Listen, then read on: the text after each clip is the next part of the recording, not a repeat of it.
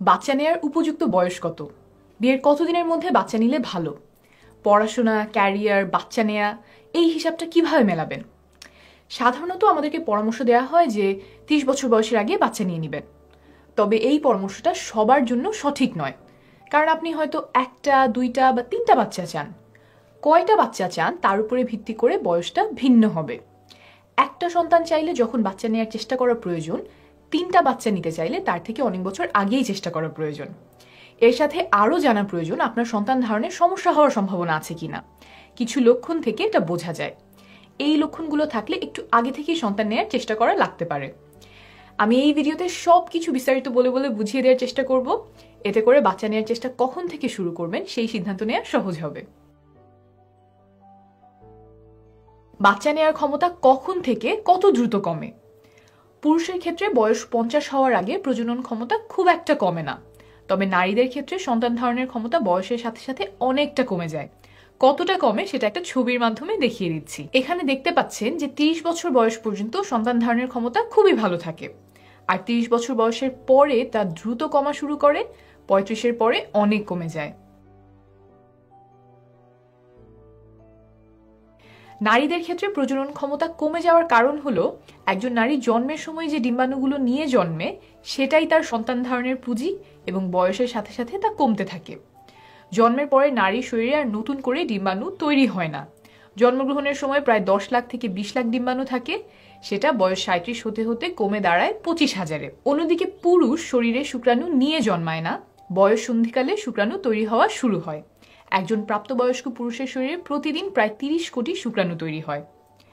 এখন আপনার মনে হতে পারে 20 থেকে 30 বছর বয়স পর্যন্ত তো নারী সন্তান ধারণের ক্ষমতা প্রায় একই রকম থাকে, তাহলে 30 বছর বয়সে বাচ্চা নেওয়ার চেষ্টা শুরু করলেই হবে। ব্যাপারটা তেমন না। কয়টা বাচ্চা নিতে চান সেই অনুযায়ী আপনার আরও আগে চেষ্টা শুরু করা লাগতে পারে। সেই বয়সটা কত সে আলোচনায় এখন চলে যাই। প্রথমে বলি যে দম্পতি একটি সন্তান চান তাদের ব্যাপারে। আপনি যদি 32 বছর বয়সে সন্তান নেওয়ার চেষ্টা শুরু করেন তাহলে আপনার সফলতার সম্ভাবনা 90%।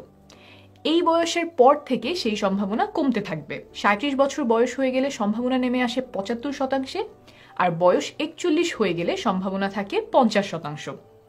আপনি যদি 2 সন্তান চান তাহলে 27 বছর বয়সে চেষ্টা শুরু করলে সফলতার সম্ভাবনা থাকে 90%।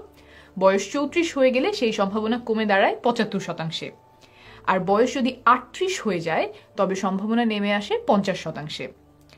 3 সন্তানের হিসেবে যাওয়ার আগে কিছু বিষয় পরিষ্কার করে নেই। সন্তান গ্রহণের ক্ষেত্রে আপনি 90% সফলতার সম্ভাবনা চান নাকি 75 বা 50% সম্ভাবনা চান, এটা আপনার সিদ্ধান্ত।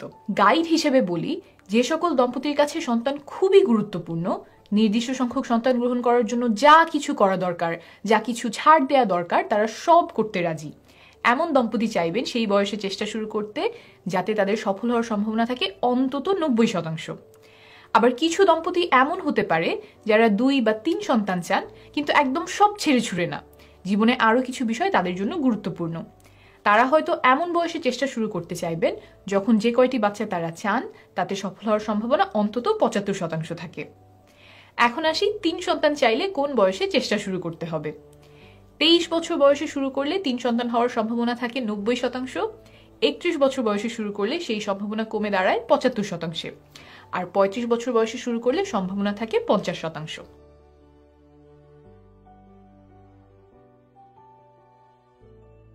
আরেকটা গুরুত্বপূর্ণ কথা, এই যে বয়সগুলো বললাম এটা আপনাকে ধারণা দেওয়ার জন্য, আর আমি বলেছি বিজ্ঞানের কথা, বায়োলজির কথা।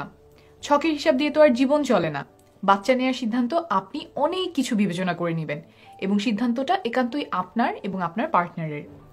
আমার এই ভিডিওর উদ্দেশ্য হলো আপনি যখন সিদ্ধান্ত নিচ্ছেন তখন যাতে আপনার হাতে এই তথ্যগুলো থাকে, আর আপনি যখনই বাচ্চা নেওয়ার সিদ্ধান্ত নিন সফল হওয়ার সম্ভাবনা কতটুকু সেটা নিয়ে আপনার যেন একটা বাস্তবসম্মত ধারণা তৈরি হয়। আর যেই বয়সেই থাকেন না কেন কিছু নিয়ম মেনে চললে সন্তান ধারণের সম্ভাবনা বাড়ে। সঠিক সময়ে সহবাস করা, ওজন ঠিক রাখা, রোগগুলো নিয়ন্ত্রণে রাখা, ধূমপান না করা, এই কাজগুলো আপনাকে অনেক সহায়তা করবে। সহবাসের সঠিক সময় নিয়ে খুব শীঘ্রই একটা ভিডিও আমি পোস্ট করব। সন্তান নেওয়ার আগের প্রস্তুতি নিয়ে একটা ভিডিও করা আছে, সেখানে 10টি খুব গুরুত্বপূর্ণ বিষয় নিয়ে আলোচনা করেছি। ভিডিওটির লিংক উপরে আর নিচে দিয়ে দিব। এখন আসি কি কি লক্ষণ দেখা দিলে গর্ভধারণের সমস্যা দেখা দিতে পারে। ভয় পেয়ে যাবেন না, এই লক্ষণ থাকলে যে সন্তান হবে না তা নয়, এটা সমস্যা দেখা দেওয়ার সম্ভাবনা মাত্র। এই লক্ষণগুলো থাকলে দেরি না করে আগে থেকেই চিকিৎসকের সাথে পরামর্শ করবেন।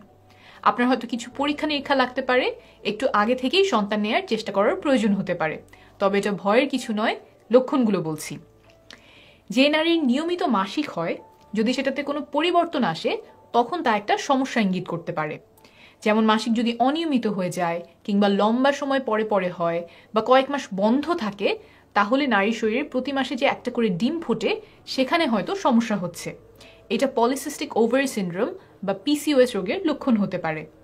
এই রোগে নারীদের মুখে, বুকে, পিঠে অতিরিক্ত লোম দেখা দিতে পারে, ত্বক তেলতেলে হয়ে যেতে পারে, পিম্পল দেখা দিতে পারে। সবার সব লক্ষণ দেখা দেয় না, তবে এই রোগটা সন্তান ধারণের সমস্যা হওয়ার সবচেয়ে কমন কারণগুলোর একটি। মাসিকের সময় যদি অনেক রক্ত যায় বা তলপেট খুব ব্যথা করে, সেটা জরায়ুতে ফাইব্রয়েড বা এক ধরনের টিউমারের লক্ষণ হতে পারে। এই টিউমার জরায়ুর গায়ে ডিমকে অনেক সময় বসতে দেয় না। ফাইব্রয়েডের ফলে ডিম্বনালীর মুখ আটকে যেতে পারে, তাই ডিমটা জরায়ুতে পৌঁছায় না। এই সব কারণে সন্তান ধারণের সমস্যা হতে পারে। আবার মাসিকের সময় তলপেটে অনেক ব্যথা হওয়া বা অনেক রক্ত যাওয়া এন্ডোমেট্রিওসিস নামে একটা রোগের লক্ষণও হতে পারে। এই রোগের অন্যতম প্রধান জটিলতা হলো গর্ভধারণের সমস্যা হওয়া। এমন আরও কিছু রোগ আছে যার লক্ষণ দেখা দিলে আগে থেকেই চিকিৎসা প্রয়োজন। লক্ষণগুলো একবারে বলে দেই। মাসিক অনিয়মিত হওয়া, 35 দিনের বেশি সময় পর পর মাসিক শুরু হওয়া, 21 দিনের কম সময় পরে মাসিক শুরু হওয়া, মাসিক বন্ধ হয়ে যাওয়া, মাসিকের সময় প্রচুর রক্তক্ষরণ হওয়া, মাসিকের সময় প্রচণ্ড ব্যথা হওয়া। তাছাড়াও আপনার যদি অন্যান্য স্বাস্থ্য সমস্যা দেখা দেয়, সেগুলোও সন্তান ধারণের সম্ভাবনা কমিয়ে দিতে পারে। যেমন থাইরয়েডের রোগ। থাইরয়েড যদি কম কাজ করে তাহলে নারীর শরীরে ডিম ফোটা নিয়ে সমস্যা দেখা দিতে পারে। এই রোগের কমন লক্ষণগুলো হচ্ছে ক্লান্তি, ওজন বেড়ে যাওয়া, কোষ্ঠকাঠিন্য ইত্যাদি। অনেকেই জানেন না যে তারা এই রোগে ভুগছেন, তাই আপনার যদি মনে হয় যে আপনি কোনো একটা স্বাস্থ্য সমস্যায় ভুগছেন, একজন চিকিৎসকের সাথে পরামর্শ করে নেবেন। পুরুষের প্রজনন ক্ষমতা কমলে সাধারণত বাইরে থেকে কোনো লক্ষণ দেখা যায় না, বীর্য পরীক্ষা করলে বোঝা যায়। তাই অনেক দিন সন্তান নেওয়ার চেষ্টা করার পরেও সফলতা নাও আসতে পারে। আপনার সুস্বাস্থ্য কামনা করছি, শীঘ্রই আবার দেখা হবে।